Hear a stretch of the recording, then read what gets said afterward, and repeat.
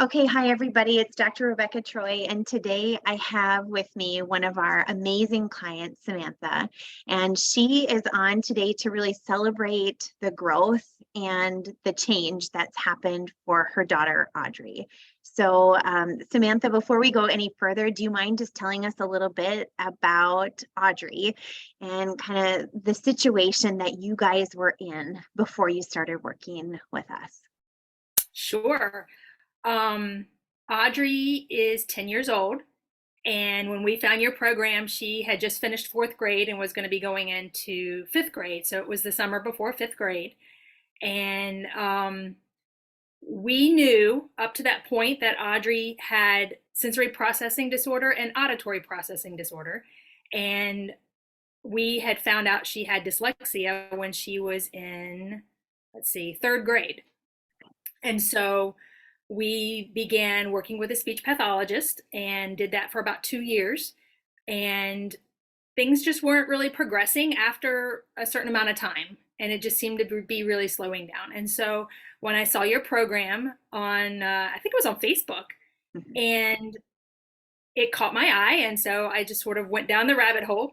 And we were dealing with Audrey's dyslexia, which was it was pretty severe. We were told by our audiologist that she had, he used the phrase auditory dyslexia, but then the school called it double deficit dyslexia. So I don't know. It's, I guess they use those names interchangeably, but what we were seeing was her inability to sound out words. She just could not put multiple sounds of letters together. And our audiologist described it. He said, imagine you have two Legos. One Lego is in your brain and knows the sounds of all the letters, and the other Lego is in your eyes and it knows what the letters are when a child sees them.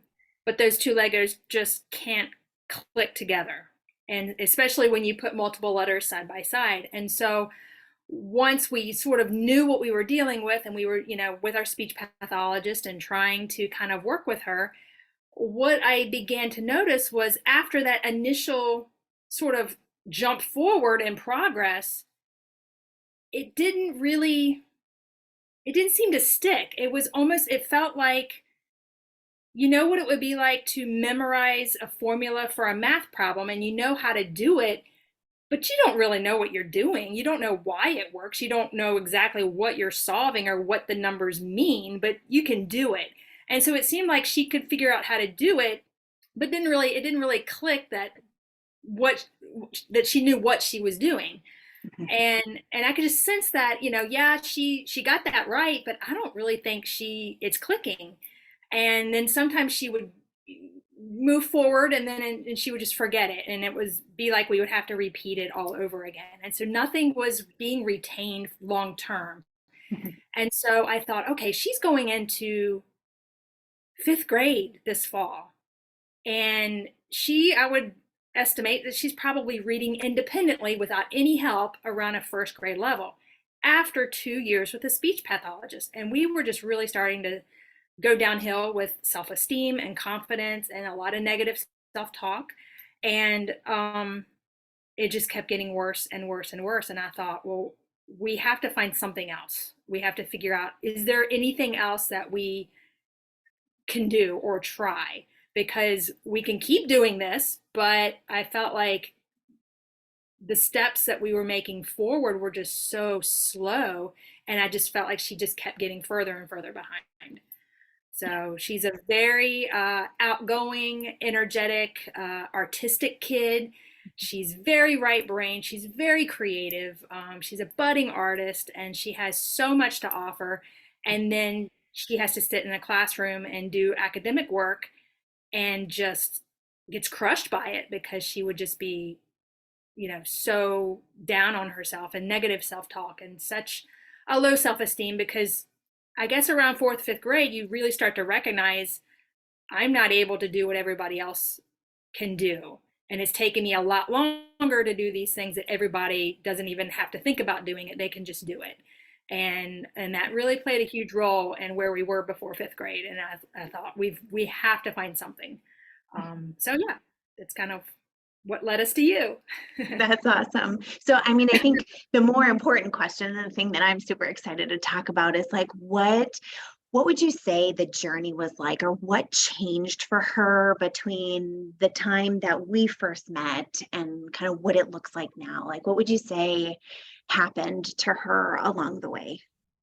I think it was a roller coaster. It was up and down, and she, you never really knew how she was going to navigate the exercises from one day to the next because they're so simple, Mhm. and she would beat herself up because she would realize I should be able to do this Sure. and I can't do it. And so it actually for a while there made her feel even worse. And so the Sure. negative self-talk actually skyrocketed. And she's, it was almost like, why do you want to do this? Why do you want me Mhm. to do this? This is making it worse. I feel even worse about myself because I can't even do this. And so it it was a journey of trying to navigate those emotions, trying to navigate, does she have the stamina to get through this today because she may be exhausted because of school, and so, or we waited too long and now it's in the evening and we just going to have to fold and try again tomorrow. So a lot of patience from me, a lot of understanding that this the fact that she's struggling to do this means that this is what she needs right now. Mhm. And so it was trying to, help her understand that. You had shared a video of some kids talking about how making mistakes is what actually makes your brain grow. And I think that played a huge role that helped her understand herself a little bit better. And then during our Zoom calls, parents would talk about different books to read to kids. And so we got some of those, and those were helpful to kind of help her understand what this is and how it affects her and how she's not alone and there's other people and even scientists and famous people throughout history that have found amazing ways to use their brains to do amazing things. So I think all of that sort of was part of the journey of just the ups and the downs and the ups and the downs. And I think we reached a point where and I don't really know exactly where because it was just so, what's the word I'm looking for, gradual. It was just everything was gradual. There was never like a yesterday we were here, today we were here. It just all of a sudden, wait a minute, how did that happen? We're just sort of we made it, but I never really saw like a huge Mhm. major shift from one thing to the next. um but I did notice her self-confidence began to go up. She didn't need my help as more. She was more independent. I'm going to do this myself. The negative self-talk has definitely lowered. She's no longer, I'm so stupid, I hate myself. I mean, a lot of that has diminished a lot.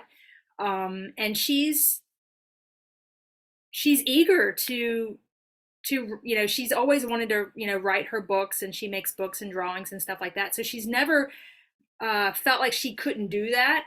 She would do it anyways. And so I think she's just even more excited to sort of do that. At school, her teachers say that she's more engaged. She's Mhm. participating. She's raising her hand. She's trying to answer questions and getting the questions right, especially in math class. That's kind of escalating a little bit. They're doing fractions right now, and she's able to raise her hand and participate. So, but I think there's something about fractions with maybe with dyslexic kids. They see numbers, and with geometry they see things differently, and for some reason that's a little bit easier for them than say multiplication tables and long division. So but yeah, I don't know, does that answer that Yeah, question? I no, don't remember what it was I at think, this point. and I think the journey is always a really important thing to talk about because it isn't always pretty and not every day is perfect and there are ups and downs. And I think that's just real life. But I mean, if you were to think about what she's doing now in terms of some of her behaviors and or some of the skills, like what would you say would be some bigger celebrations for her now? Bigger celebrations, I think overall it's just her confidence. There's not a I can't do that mentality that she has anymore. And Wow. so just, in general from day to day, when there are things, on TV, she'll read what it says. Yeah. And you can see that she can read it a lot faster, like, the closed captioning and stuff. If she's sees something on an iPad or something and there's words that she'll read it. Um, and she tries, like, she will try to write out things and spell things. And every now and then she'll say, how do you spell such and such? But she just does it. She's very independent and she's just doing it. So there's not that I can't do that anymore mentality doesn't really seem to be as apparent as it was Yeah. before. And she's also self-advocating for herself more. And so I think Cool. now that she knows what she's dealing with, there's been a couple times where she's sort of said, I can't, she'll say, I can't do this because I have dyslexia. And or I need help with this because I need dyslexia. So that's been a huge thing, that she's actually self-advocated for herself, that she Cool. needs help. So that's been a huge one as well. I do remember one moment when we were working with, I don't even remember what module it was, but it was you were coming up with sentences, Hmm. or maybe I was giving her a sentence, or she was working with me to create sentences, and she had to use certain words in the sentence. And so she came up with um, a sentence that had the word Washington Monument in it. Yeah. And she sounded that out and spelled it correct. And she actually spelled it correctly. She got it. Yeah. And so I think that was like a huge thing for me, which was something I didn't know, Mhm. which was, in dyslexic people, they struggle to hear all the individual sounds in a word. And I didn't know that. And so when I found that out, and then I saw, oh, wow, she really can't hear all the individual sounds. And then to see that progression, she still struggles with it a little bit. And I think that auditory piece plays in that. Sure. But she's going to have to learn to ask somebody to repeat the word or say the word out loud, so that she can make sure that the word that she heard, or the word she's supposed to spell or say, Yeah. um, it has all the sounds in it, or she's saying all the sounds in it. Because if she knows all the sounds, then she can write all the sounds. But if That's she right. doesn't hear it, then she'll miss it. And that's just a tricky thing with the English language, that the Sure. way everybody says their words, depending on where they live in the world, those enunciated words can sound different in different ways. So, but she's doing well. Yeah. That's awesome. So, I mean, I think I'm looking at her data and where she started and where she is now. So I'm just pulling this up, but she, in her word reading, was at the third percentile when she started. So for her age, she had a superior performance to 3 out of 100 kids her age. And so when she finished, what I think is really powerful is that she was at the 42nd percentile, better than 42 out of 100 kids her age. And so when you look at the leap in where she was versus where she is, and I know you shared along the way that they had been doing some benchmark testing at school and that she was at a certain grade level, and then she had made some jumps. Do you mind talking a little bit about like what that looked like in real time in your house? Like, did she notice any of those things too? I think she did, because there were a couple of different times when she's like, "Mom, I feel smarter," and I was like, "Yes." Um, I let's see. We did so many different things. So I know with our speech pathologist at the time, she kind of tailored a program for her. So it was kind of a concoction of Orton Gillingham and Linda Mood Bell and some other things. We did the fast forward program several times. And we were in OT as well. So we were doing sort of an approach from all different angles. And so we had started your program, I think it was in July. So when she got to school in August, that particular day she actually tested in the second percentile. So she was it was even lower. And so it seemed like with her with her IEP, the teacher that she had was starting to see the progress, because they still do Orton Gillingham at school. So she was getting that. and you could just see, her progression in the number of words that she could read per minute, and they were kind of sort of seeing a definite progress as well. So I, independently reading around a first grade level, and right now she's reading at a fifth grade level. Like they're giving her things that they say fifth grade level things, and she's reading it, and she's reading over 120 words per minute. So I just, to be able to go from a first grade reading level to a fifth grade reading level in 5 months, when you've been spending 2 years and never really progressed beyond a certain point. I don't know anything else that could possibly produce that kind of results, honestly. That's amazing. Well, and I think you mentioned something that was really important is your own persistence. And so I think sometimes people get the idea that like, oh, here you give somebody a program and therefore like the result will be immediate, but it does come back to the attitude, the persistence. I mean, there is that relationship there where you have to be committed and want to see the result and have the ability to show up every day, fully to say, I want this. Yeah, but here's the reality. I'm driving an hour, well, there and back an hour twice a week. She's there for 30 minutes. All the that we were also doing concurrently. And then you're supposed to do, the homework assignments and stuff. I mean, if you add all that up, the amount of time we were spending when we weren't really progressing at all so outweighs the amount of time that we were doing your program. I mean, there's no comparison. So yeah, you got to do the work, but the work is really not that hard, and it's so basic and it's so easy to understand, and you're available. So we can ask you questions and try to see, where we are, and you can see the progress, and okay, we've made it through this level. Do you think we're ready for the next level? And you can help us and guide us and to figure out, where we should be going. And so it just doesn't make sense to put so much unnecessary energy and work into something that just really wasn't getting the results. It just doesn't make sense. I mean, I know I've said several times to you, before, it literally felt like we were trying to get her to put all the sand back into the ocean. Like it was impossible. You're asking her to do something that is impossible because she doesn't have the neural pathways in her brain to complete the task.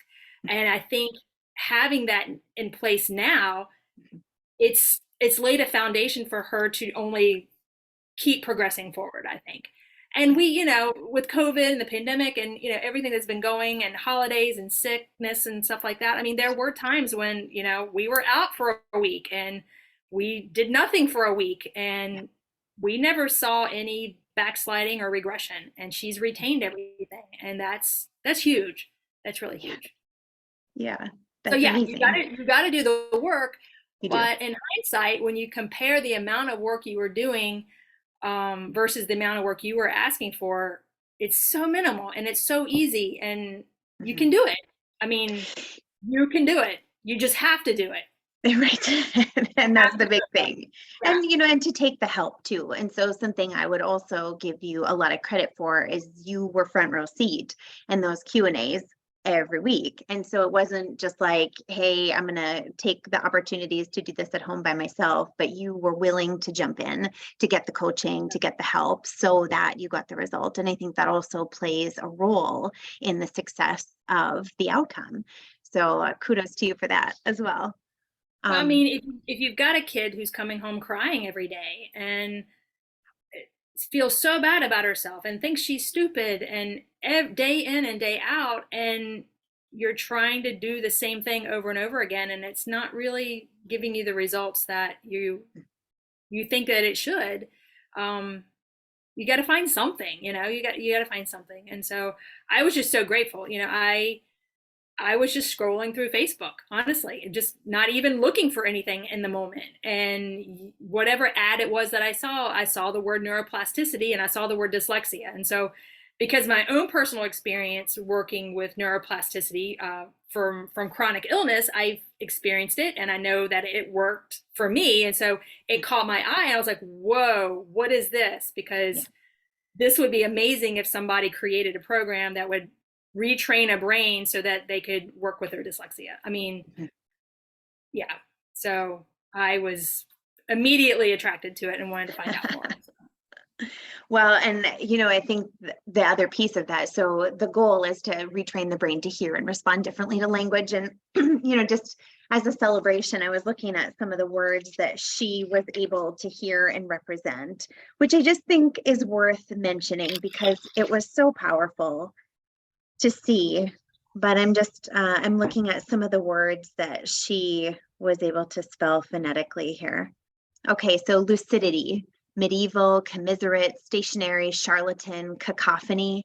I mean, that's a big deal. So tell me more about what did it look like for her before, as opposed to like, yeah, she's taking a word like charlatan or cacophony, and she's got maybe like one letter off, but it's still phonetically correct. Like, Yeah. tell me more about that journey. Yeah. Like, so she still needs to learn spelling patterns and spelling rules. But she's able to hear all the individual sounds within a word. And before she couldn't. So a great example would be when we were doing the entrance evaluation or the exercises. You had a spelling list, and I remember one of those words was cut, CUT. She spelled choked, CHOTE. So Yeah. what causes a kid to write CHOTE for a word that sounds like cut, Mhm. cut?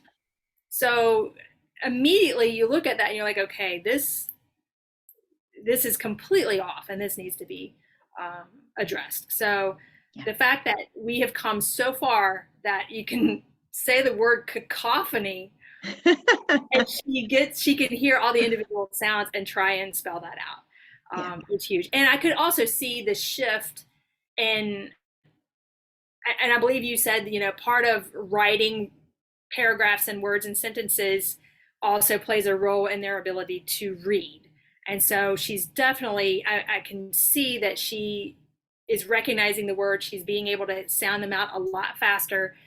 She will stop at really, really difficult words, and you'll see her, but you can see that she's trying to figure it out on her own versus just throwing it and giving up and I can't do this and this is stupid. And she's actually stopping and she's like, I know all these sounds, I can sort of figure it out. And so we're still working on fluency and being able to read a little bit faster, but she can sound out words now, and she can she's reading over 120 words per minute, so Wow. that at a fifth grade level. And so, it should still get tripped up by just really simple words. I think she really struggled with the sight words in Sure. like first and second grade, the WH words and the TH words. And she still, and this is hard for us words that are unfamiliar that have the CH word or the TRA. So cha and tra sound a lot Mhm. alike. So Mhm. she's just going to have to learn to self advocate for herself and say, hey, can you say that again? Is that a cha or is that a tra? Like, and she'll just have to sort of learn that. But I think she's building up the confidence to know that that doesn't mean I'm stupid or I'm dumb or I can't do it. It just means that I have to pay close attention to what I'm hearing so that I can respond effectively. So, Yeah. yeah. And in fairness, like she's been at this for a couple of months. And so with more exposure to Yeah. those cha and tra, she will inevitably get those more consistently too. So that's exciting. Good. Yeah. And So I guess I was going to say, another thing I noticed was when we were reading at the very beginning, some of the entrance evaluations, there was a story about kids going on a field trip to the zoo. I remember that. yeah. And she missed so many of those words and never once stopped to recognize this doesn't make sense.